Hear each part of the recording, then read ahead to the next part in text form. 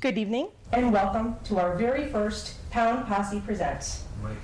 I want to thank everybody for tuning in tonight, and I want to thank everybody who has supported me so greatly in my little venture. I have a wonderful crew, the Pound Posse production crew, and a host of friends and family that have stood beside me. My mission is to bring wealth of information to people about their pets and to try to help save some of the pound and shelter animals from their certain fate. Tonight I have a wonderful guest, but we will get to him shortly. I want to bring up the fact that the Waterbury Animal Shelter is opening again on Tuesday the 10th, and there are several dogs there that have been there for far too long. They need to get out. Buddy, Maisie, Tiffany, and Lady, Tin are all among dogs who have been there for too long and need to get out. Please open up your hearts and open up your homes and help them out, because you know what'll happen otherwise. It won't be good. Also, we have several urgents this week in the New Haven Animal Shelter. We have a date of January 17th where these dogs are no longer going to have their chance to find their forever homes.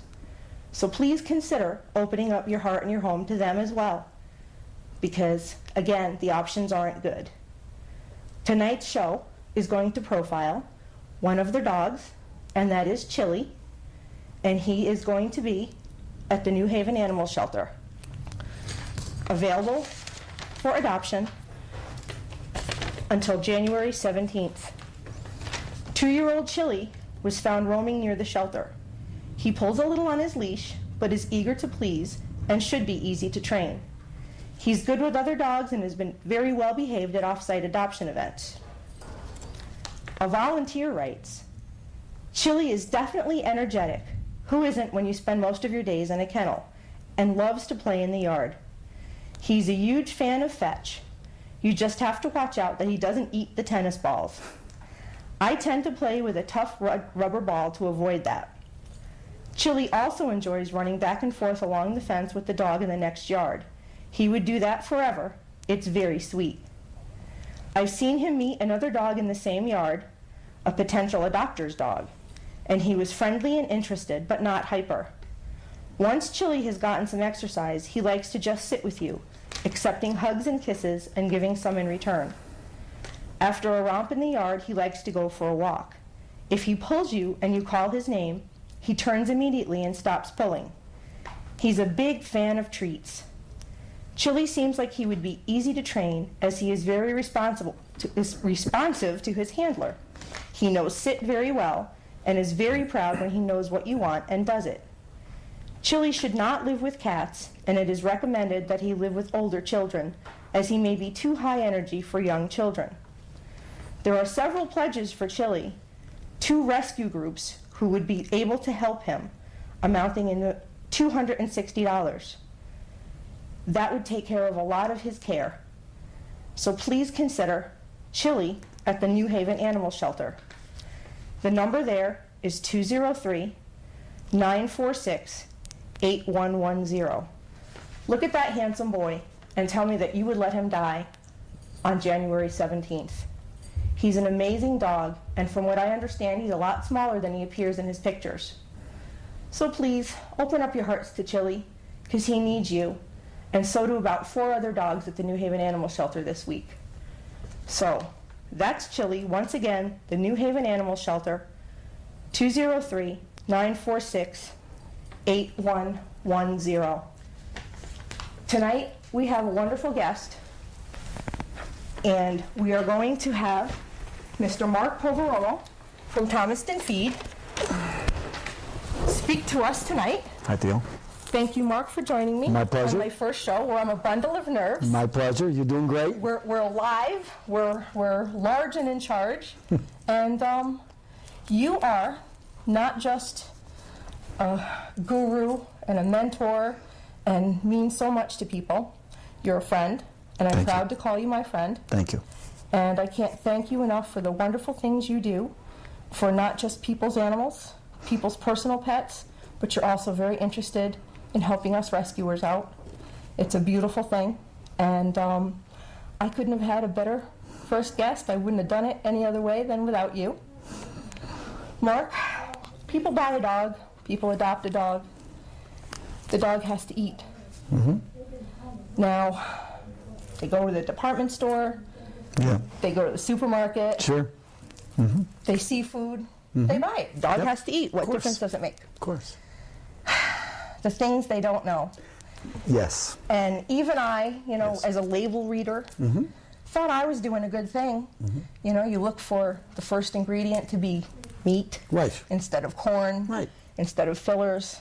But some of those fillers are pretty ugly things. And I know that the way the food is processed makes another difference. Absolutely. So you've enlightened me Sure. in a lot of ways. And I'd like maybe if you could just enlighten some of our viewers what the top bad ingredients are, Sure. what the good ingredients are, and the difference in the processing. I'd be happy to. Thank you for that more than generous introduction, and I'm very humbled by it. I truly appreciate that. I've been asked this question hundreds, if not thousands of times throughout my career, and it's basically a very simple answer. The old adage, the old saying, you are what you eat, is definitely apropos for, of course, humans, cats, and dogs, of course, too. So when people go and look for their dog food or their cat food, or for that matter, their own food, there is a big difference. I mean, we're not going to lay any fingers down and say, don't eat this food and definitely eat this food. But remember, just as you have fast food restaurants, okay, and you have gourmet restaurants, you have the exact same thing in the dog food world. Garbage in, garbage out. Garbage out, correct. So the thing is, when you do consider, of course, getting a better grade dog food or cat food, there's several things you need to be aware of. First of all, let's talk about dogs, of course, because we're so concentrated on the New Haven Pound and, for that matter, the Waterbury and all the other abandoned animals that are out there. A dog is very similar, believe it or not, to a human. We're only about 2% difference, believe it or not, in DNA, and it's pretty amazing. So that old belief that, what's good for me is basically good for my dog, to a large degree is apropos. There's no doubt about it. But just like anything, that doesn't mean you should be feeding your dogs a fast food all the time, because down the road, just like anything else, it's going to catch up to him or her. So when you do look at a dog food, please remember that the ingredients are always put in based upon volume before cooking, okay? So when you look at a bag of food and you see that food says, well, let's use chicken meal, because that tends to be the predominant favorite out of all the dog foods.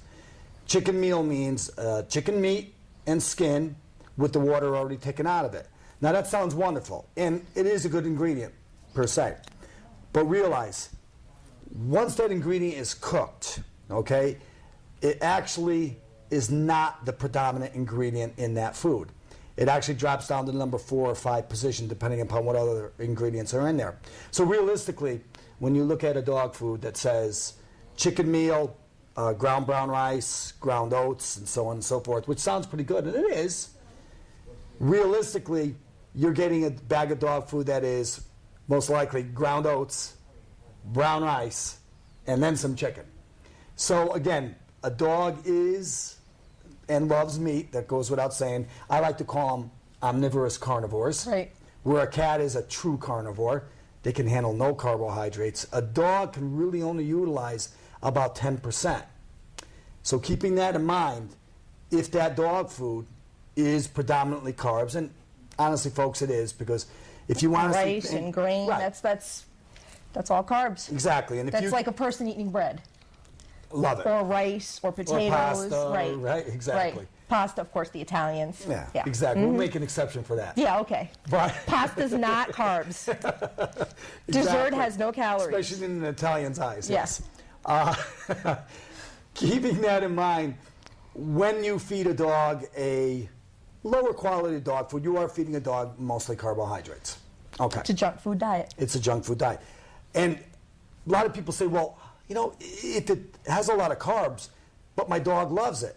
Well, that's the Dogs genius. will eat garbage. Right. That's the genius of some of these manufacturing companies. You know, there's a lot of really good manufacturers out there that know how to spike the food. Yeah, and it's marketing.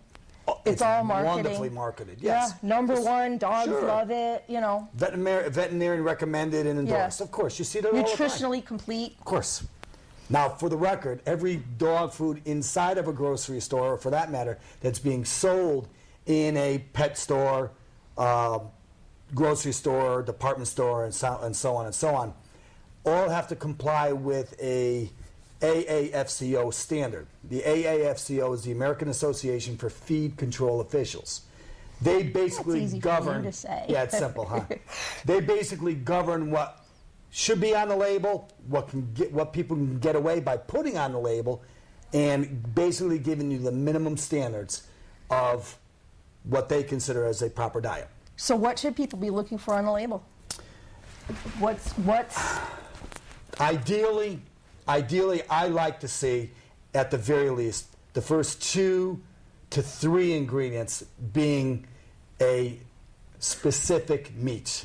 I don't mean meal or right. ground or Well, I don't have an issue. Like if I saw chicken meal, I don't have an issue with that. I really don't. Okay. And nor should anyone out there. Lamb meal, no problem.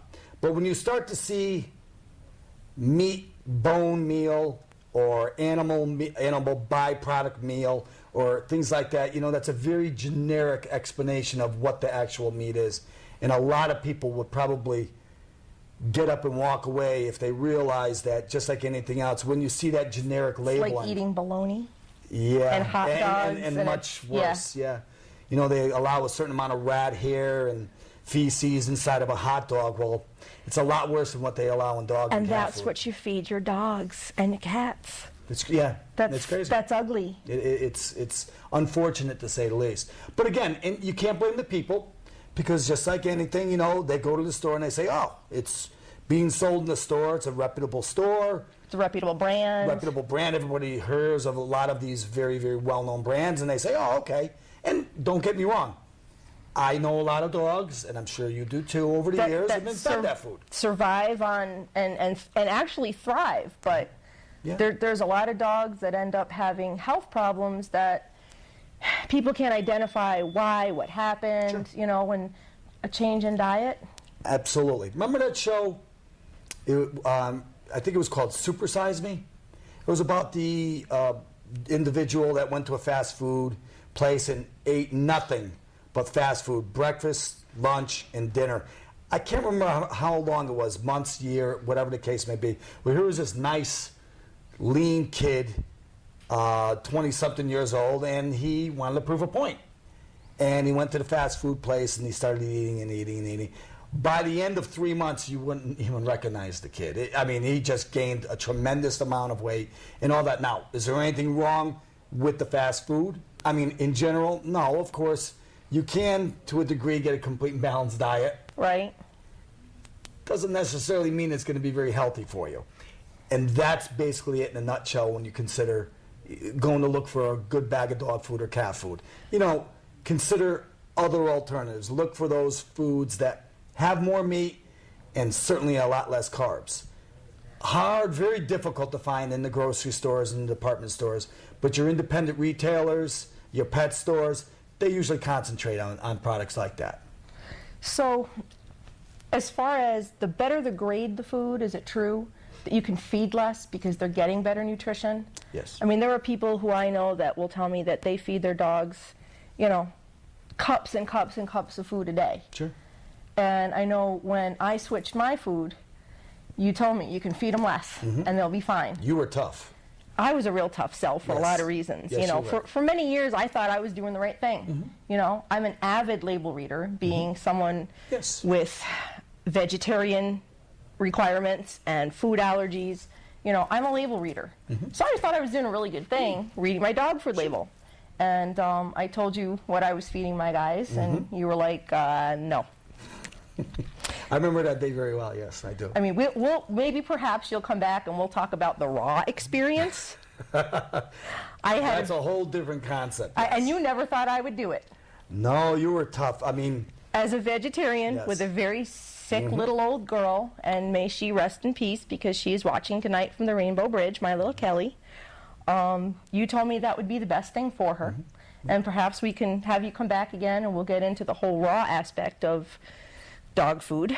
But yeah, I was a tough sell. Yes. I did it. Yes. I did do it. Yes. But, you know, again, as a label reader and someone who tried to do their best, I found out that it wasn't necessarily the best way to go about it. Now, there's also, most foods are processed Sure. in a manner that is probably not the healthiest as well. Right. Exactly. You're- Cooked, processed, yes, absolutely. So what's the better option? Well, you know, there's primarily, we look at food being done either fried, baked, very hard to come across, by the way, and of course pressure cooked. Now, all these foods are what we call extruded, put through a machine, a giant vat, pressed into a specific shape based upon the manufacturer, or for that matter, the owner's Because the dogs care about the little bone shapes and Right, the little, and the yeah. cats care about the little fish shapes, you know? Absolutely, of course. And then the colors and everything else. I mean, that's all for us. Exactly. That is because, you know, you think, oh, look, I'm going to feed my little kitty little fishies, and I'm going to feed my dog little bones, and, you know, it's all for us. It's a beautiful smoke and marketing. mirrors. It's a beautiful marketing ploy. They do a great job. I see some of the commercials on TV, and I say, wow, it's a great commercial. There's no doubt about it. Wow. I mean, if I didn't know any better, I'd probably go out and buy that food for my dog. I mean, but just like anything else, smoke and mirrors. You know, they're playing upon your emotions as opposed to your animal's health. And that's where you have to step in and say, okay, you know, looks good, sounds good, but is it good? And that's why an educated consumer is one of the best things we can ask for. Right. And you are definitely one of those. Well, who do I have to thank for that? I don't know. You know, there's like this guy that, you know, he just like, he knows everything, and so you go and you talk to him, and, you know, he answers all your questions, and he makes I try. and he makes you feed your dog raw food. Yes. But, Yes. you know, there are health benefits to that. I will Yes. not say that there aren't, because I saw my little Kelly do a turnaround. You know, we know how that ended up. There was no saving her. Right. But her last months were far better for having been on that food. And, you know, I certainly... When you eat garbage, how do you feel the next day? Right? Not too good. There you go.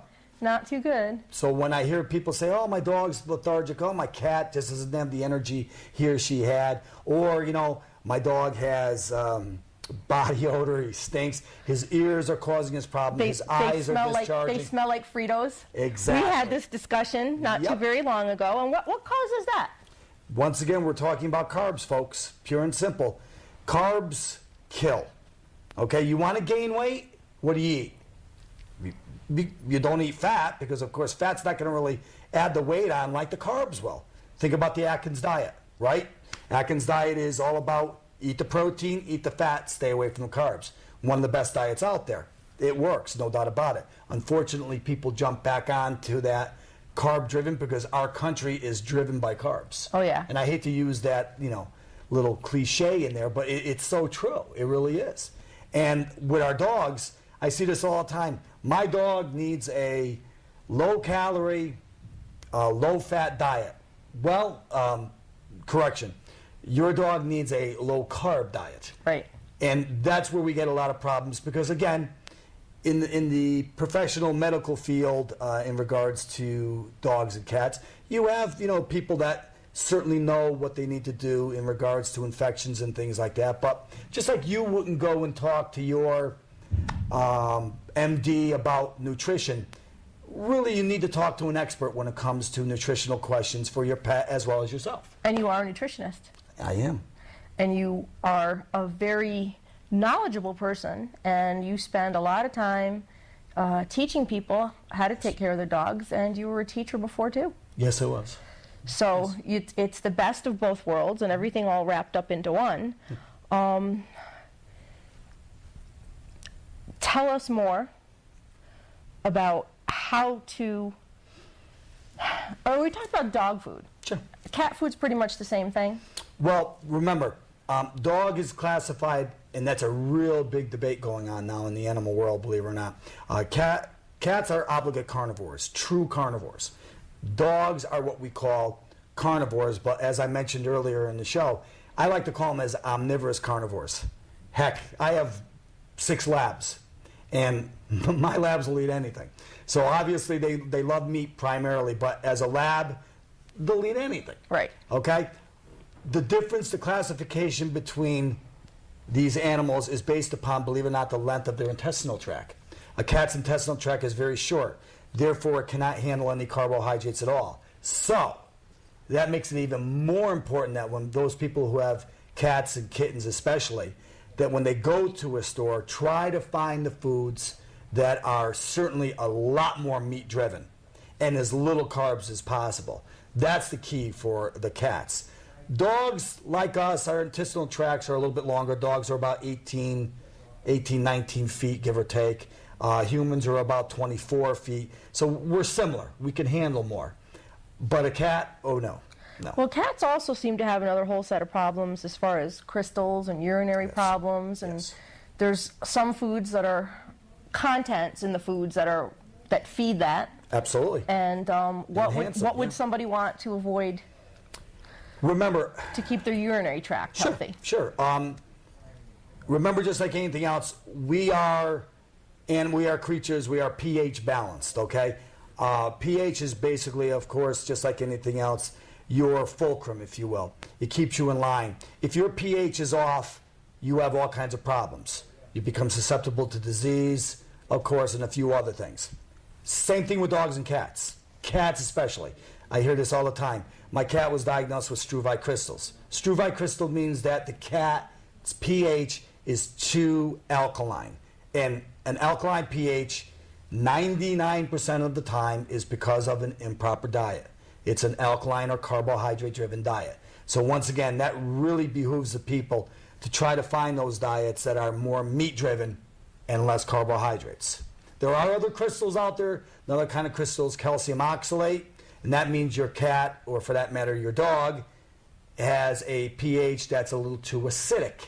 So again, now that's kind of contradictory. So every problem needs to be addressed individually. You can't just generalize and say, okay, feed this food, it's going to work. It doesn't work that way. All right. It doesn't work that way. Well, I guess we're sort of getting to the end of the line here. And I just want to say that thank you for bearing with us, because certainly this was a little bit nerve-wracking for yours truly. And yeah, you've seen a side of me tonight behind the scenes that you never saw before. I think you did absolutely wonderful. Pound Posse Presents will be on every Sunday night rather, at 8. There is a Facebook page, Pound Posse Presents. Come like it.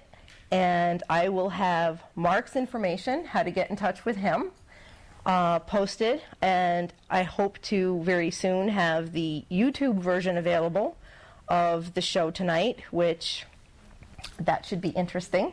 Looking forward to seeing it. Yeah, I'm not so sure I want to look back, but you know, we get the first one behind us and we're all good. I want to thank my Pound Posse production crew, Nancy and John and Steph, for taking the time on a Sunday night at the end of their weekend to pull me through, and also for being the inspiration for helping to get this off the ground. We will learn and grow. We will get better as we go. And for anybody who does wonder about me, I am not just another pretty face. I am also a columnist for Examiner.com, and I write as the Waterbury Animal Welfare Examiner. There's also a page on Facebook for that. And I also have a Facebook page, Animal Alley, which is good for cross-posting. You know, everybody can play their part in saving an animal. You're the nutrition expert. You keep them healthy. You keep them going. There are those of us out there in my little Pound Posse, and I want to say hi to all of you folks, who circle the pounds, circle the shelters, help trying to keep these dogs alive, keep them moving, keep them happy and healthy and in homes. And that's where we call ourselves the Pound Posse, because that's what we do. And everybody can play their part, whether it's actually going to the pounds, taking pictures of the animals and meeting them like some of us do, opening up your homes and fostering, so that the animals can get out of the pounds and get into a loving home with a little bit of time. Mark, you've helped us out with some adoption events, and that's much appreciated because they need all the exposure that they can get. Other people can post and share on Facebook, and that's absolutely a beautiful thing as well, because, you know, the more eyes that can see an animal, the more chance that animal has of actually finding its forever home. You know, the dogs don't mean to end up in the pound. They don't mean to end up homeless. It's not their fault. And there's Chili again. He really needs to be out. He's not doing well in the kennel, from what I'm told. Poor baby is starting to chew on his fence. He's not thriving. He looks a little skinny, as you can see in the picture. But we're hoping to get him a home before we get to that point where he's going to lose. If we can get the camera back on me, we'll say goodnight. Mark, I thank you very much for coming on. My pleasure. Your hands are colder than mine. It's invigorating in here. It's invigorating. Yeah, my bag of nerves is invigorating. Isn't it great? Yes, it is. At least now I'm not quite like the doe in the headlights, you know. I mean, I have to thank you for helping relax my nerves My and pleasure. being here. I enjoyed it. It was And fun. I really do hope that we'll get you back on again and we can talk about raw diets and how I wanted to vomit in my own mouth for having to feed little Kelly hers. I'd be honored. But thank you very much. And I believe we're about to wrap up. How are we doing on time? Yeah. Wrap it up. All right. Say goodnight, folks. We'll see you next time. Thank you for watching. Night.